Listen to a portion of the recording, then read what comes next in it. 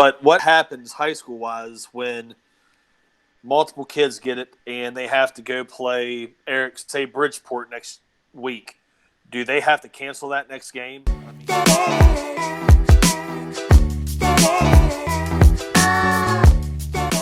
When you look at the NFL, when you look at college football, especially because I still deal with that, and high school football, we don't actually know the rules yet.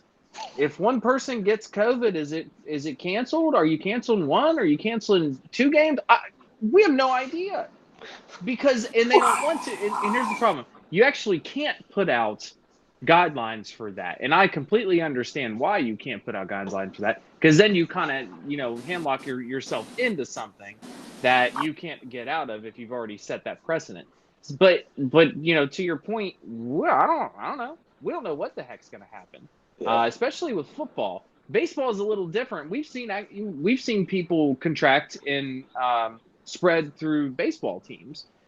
They're not around each other. They're not normally breathing on each other. Now you've got football where I have to tackle another human being, lay on them, and be over top of them. I mean, I don't know. I don't know what's going to happen. I have no idea. It could be just fine, or it could be an absolute freaking catastrophe. But it's going to be live on television, so it's going to be interesting to watch. I mean, and a logistical nightmare. Multiple kids. The teams that are playing your large Division I teams, I worry about the logistics for kind of like your MAC schools and things like that. But even them, I think, can handle it.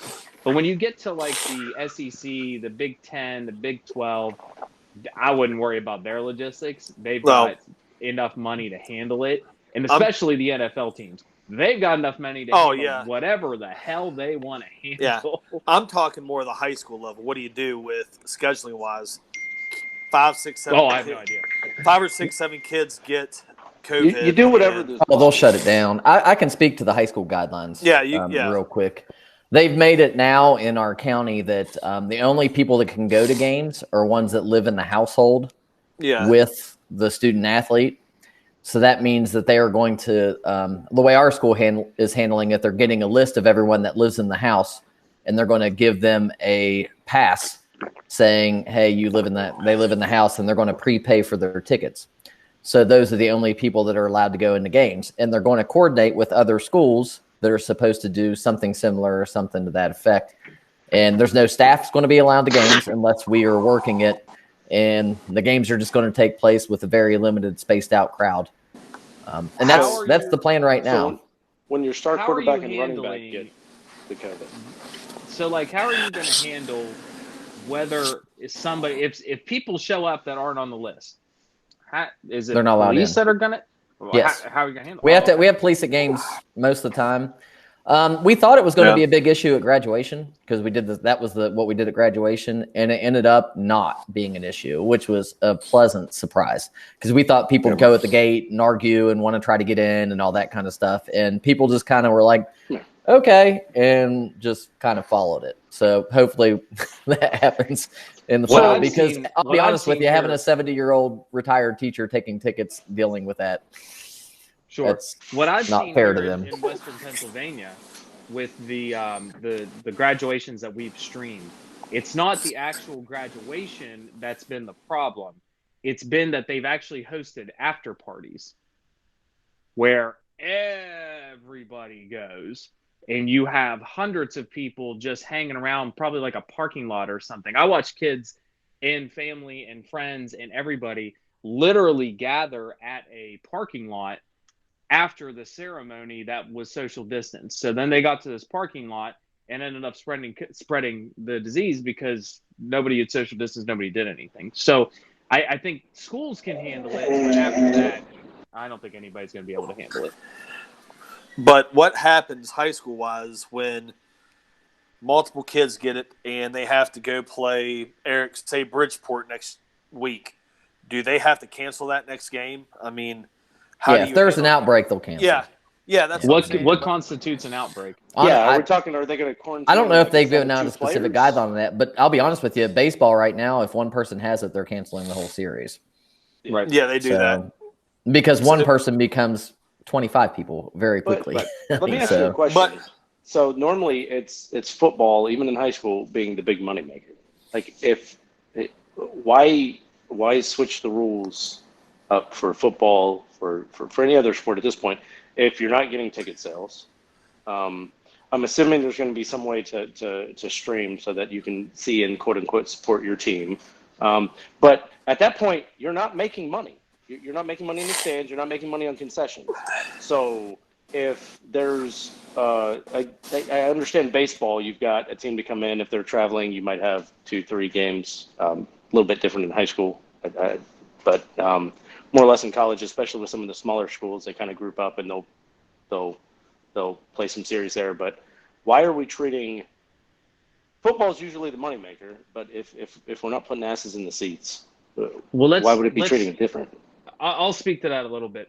So football isn't usually the moneymaker. Football is, with a capital IS, period, the moneymaker.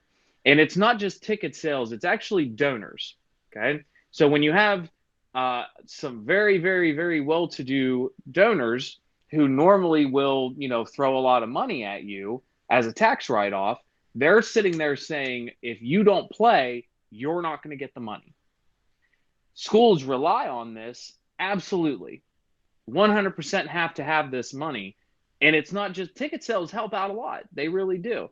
But your department isn't exactly ran on ticket sales. It's mostly ran on donations. Now, the ticket sales help if you're like a University of Alabama, if you're West Virginia, and if you're things like that. But I can tell you this, it's mile and push cars money that they really care about. And I don't know if that family is sitting there saying, hey, you guys got to play. And that's a reality that we live in, that people would say, no, we're not giving you the money unless I see team on the field. Good. I don't know how much kids are going to social distance to. I want Sam to talk about that, because Sam was a stud high school athlete. Sam, how much social distancing did you do when you were running track for Robert C. Byrd? Absolutely none. But then again, that was a different day and age. That was 20-some years ago, and we didn't ever, consider having to do anything. Oh, God. Loud. Sorry. But we were out there to do our absolute best on the for the team and try our hardest while we were out there supporting our school. Thank you. Appreciate it. Wow. Oh, my. All right. Shoot. Anything else? I'm out of topics this week. We can continue to talk about politics. We'll beat that horse. I don't want to do that anymore. No. So, the NFL is the NFL. The NBA is the NBA. I don't know. LeBron James, they made it past the first round. A lot of people thought that they wouldn't. I don't really care about sports right now. I'll just be honest with you.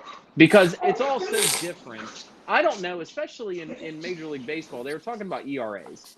But when you're mixing 7 games or 7-inning games in with 9-inning games, your ERA gets messed up. How can you take any of these stats and say, well, this guy's had a 4 ERA, he's bad? Well, he's played a mix of 7 and 9s. That doesn't make any sense. Because your ERA is different in a 7 than it is in a 9. Because you stat that literally differently per game. They're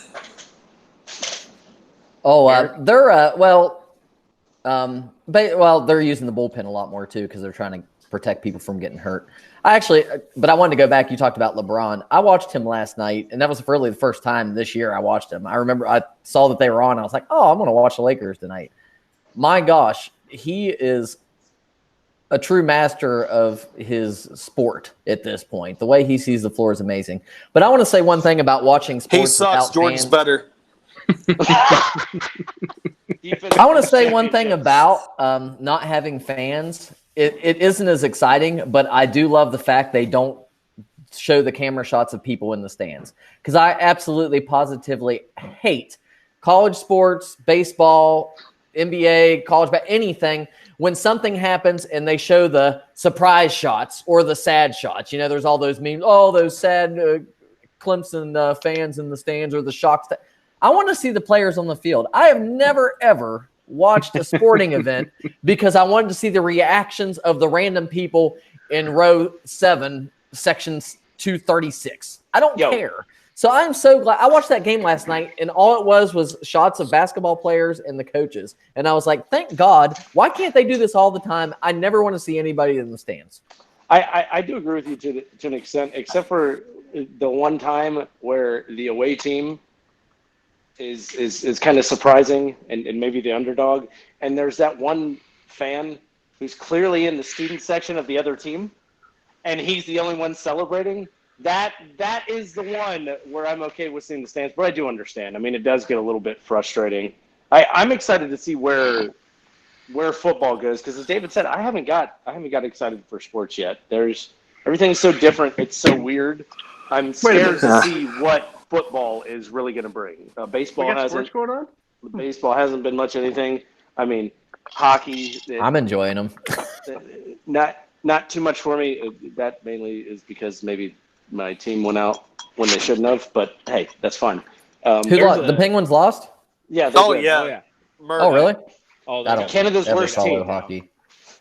Canada's worst team should still beat any U.S. team. Canada. Yeah. They live in ice. Canada. They have flapping heads. They live up in ice fair. for 12. They get out of. They don't take their first step. They skate. That's our There's national now pastime. a rumor that the commissioner of the Big Ten was trying to keep football, or sports out of the Big Ten for the fall to support Biden. And I don't know where the heck people, because I heard it the other day. Oh, Trump tweeted that. Yeah. Dude? Yeah. Surprise. So, a friend of mine called me and was like, "Did you hear this?" I was like, "Dude, I don't know what the hell you're talking about. Like, who's the commissioner of the Big Ten and why do I care?" The Democrats don't want football played in the Big Ten is what he tweeted the other day. And I was like, what? Apparently, Joe Biden doesn't like Ohio State. I think that's really what it was. He's just mad. Well, Delaware's a pretty good, one AA team. Yeah. I mean, come on. But I know some college football has already been played. So God bless them. I don't know how they're going to do it. I really don't. But if they can do it, and I was talking with someone today, I actually had amended my previous, because a few months ago I had basically said no. We shouldn't have kids on campus. We shouldn't have this.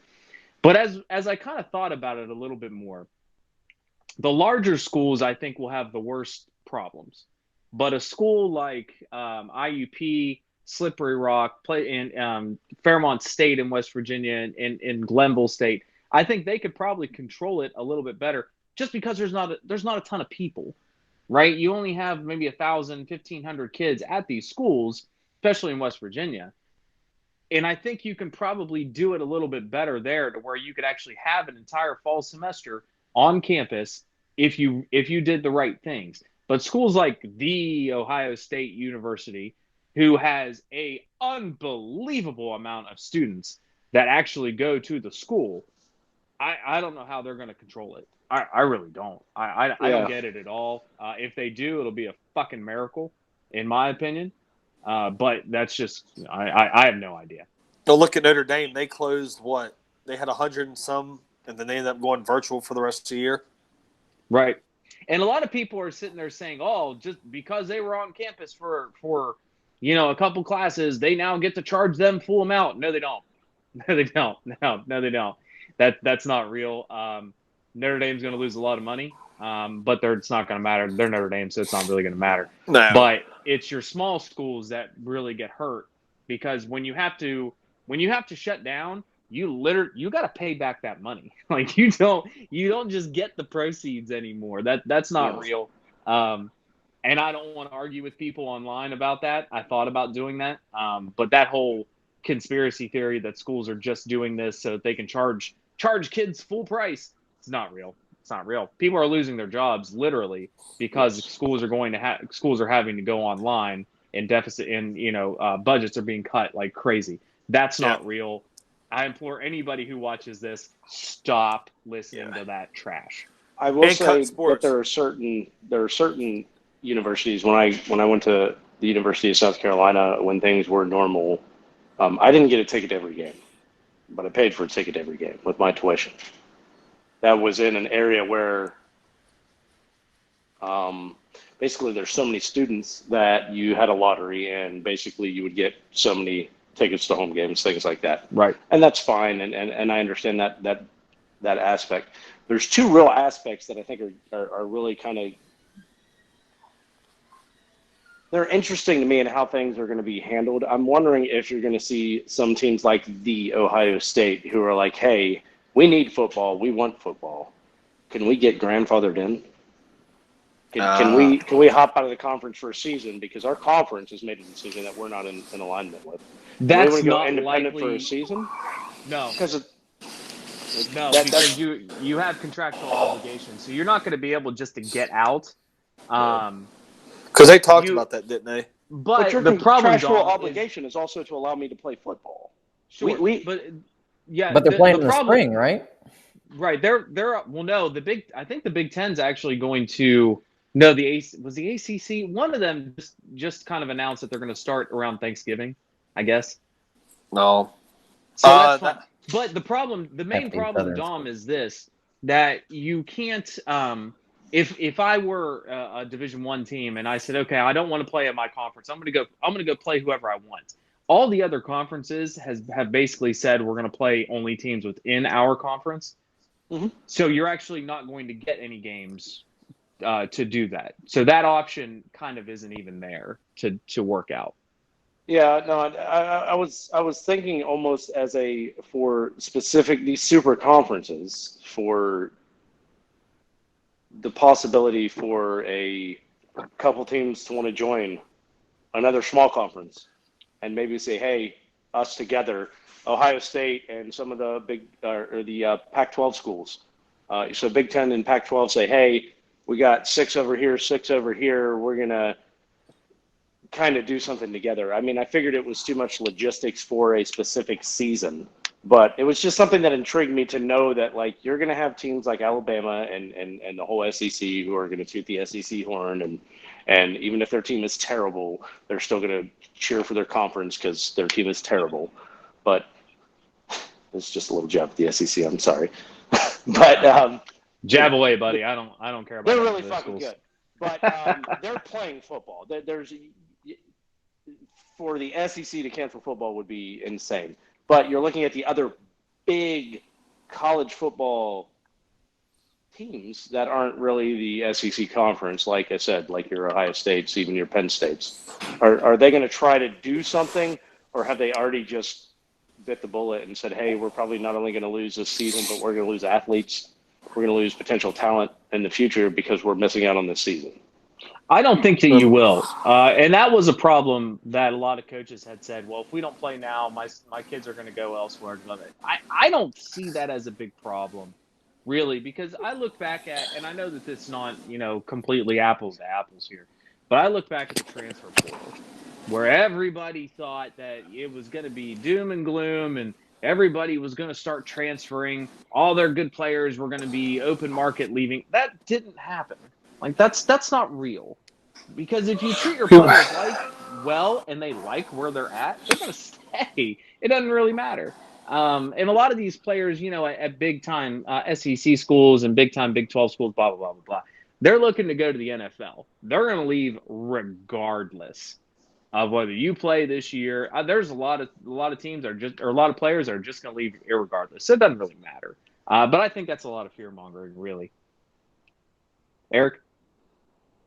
Yeah, I never understood it. If you want to change schools, change schools. I mean, right. you're 19, 20, 21 years old. You want to go play somewhere else, go play somewhere else. I never understood why anybody got mad about it, but I'm not an old man on Facebook that's 65 years old and hates the world. So, anyway. And the coaches can. It's fine. They're contractually. Yeah, coaches. What they always complain about coaches leaving, buddy. You win 3 games 2 years in a row, you're fired. Yeah, they act like they don't flip right around and do that. So I know, yeah, and it's a job. It's not like you're fans of the school. Don't get me started on that. Right, Eric. Absolutely. Tell me how you'd like to get started on them losing their jobs in fitness. Well, I know about it personally. I plan on being in West Virginia the rest of my career. Yeah. Doesn't everybody when they get a job? Yeah. Until you get paid for more money for another job. Literally. oh, I'm going to do the same thing, but I get paid more. Okay, I'm going to do that. So, right. You know, I get paid more. I work in nicer facilities. and I'm doing the same job. So wait a minute, you're telling me you also get me better players too? So wait a second. My goodness. What bastards. A better recruiting market? No. Whoever's doing that's a son of a bitch, I'll tell you. Naturally. All right, well, that's it. So that's all I got. I think we rambled on for a pretty good time there. Thanks for watching. I don't know. We probably won't be back next week. I'm actually doing a kickoff show. Speaking of sports, I'm actually doing a kickoff show for the Westmoreland Sports Network Saturday or Sunday starting at 4. If you guys will actually have a link to that down in the description of this video. So if you guys want to watch some of my camera work and things like that here in Westmoreland County in Western Pennsylvania, please go right ahead and watch. But other than that, I think I'm done. Anybody else got anything good for the good of the order? Smash that like button and subscribe. Make sure you hit that little bell so you know when we're live. Well, we don't really go live on this channel, but okay. Way to go, Eric. By the way, misinformation. We do go live on Montpelier Gaming. So I'll probably try to put that link right here. If I don't know. We do go live on Montpelier Gaming all the time. Dominic, Sam, DJ doesn't play video games, but Eric, play games. I think we're playing Fortnite tomorrow I need to play again. Monday Night Fortnite. We actually went back-to-back dubs on squads just Friday night. A lot of fun. Had a really good time playing. Had a guest performance by one of Dominic's friends. And we murdered a lot of people. A lot. Wow. Whoa. Murdered a lot of people. We took down a lot of players. All right, that's it. We're done. Finish. Catch on flip.